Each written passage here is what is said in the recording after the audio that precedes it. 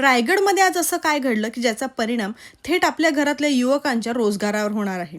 मी आज गेले होते रायगड जिल्ह्याच्या डिस्ट्रिक्ट इन्व्हेस्टमेंट समिटला आणि तिथे गेल्यानंतर मला समजलं की रायगड जिल्ह्यामध्ये आज 5,480 कोटींची इन्व्हेस्टमेंट होती आणि त्यामुळे भविष्यात रायगडमधल्या हजारो तरुणांना रोजगाराच्या नवीन संध्या उपलब्ध होणार आहेत. रायगड जिल्ह्यामध्ये गुंतवणूक वाढावी, नवीन उद्योगाला चालना मिळावी आणि स्थानिक तरुणांना रोजगाराच्या नवीन संधी उपलब्ध व्हाव्या हाच या कार्यक्रमाचा महत्त्वाचा उद्देश होता.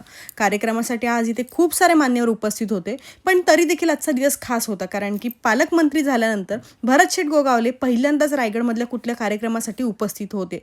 त्यांनी देखील युवकांना आणि आलेल्या उद्योजकांना योग्य ते मार्गदर्शन केले. पूर्वी तर आपण औद्योगिक जिल्हा म्हणून होता, पण त्याच्यात आणखीन वाढ पण होते आणि त्याच्यामध्ये मुख्यमंत्री उपमुख्यमंत्र्यांनी तिसऱ्या मुंबईची पण घोषणा केलेली आहे.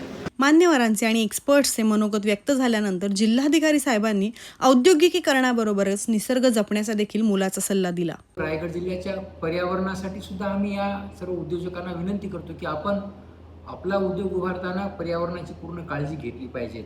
ज्यांना गुंतवणूकदारांना विविध सवलती मिळाव्यात, विविध अडीअडचणी असतील तर ते जिल्हा प्रशासनाच्या मार्फत ते सोडवणूक व्हावेत या उद्देशानं आपण आज एकाच व्यासपीठावरती रायगड जिल्ह्यामध्ये आपण गुंतवणूक परिषदेचं आयोजन केलेलं आहे. इथे काही इन्व्हेस्टर्स तर बाहेर देशातून आले होते, पण मग एवढी निरनिराळी ठिकाणं असताना रायगडच त्यांना का कम्फर्टेबल वाटतंय? तर मग ह्या प्रश्नाचं उत्तर त्यांनी काय दिलं नक्की ऐका. आधार देणारं जे आपलं जिल्हा आहे आणि जे नियोजन आहे आणि त्याला मिळणारं सहकार्य आहे त्यासाठी आम्ही रायगडच प्रेफर करतो.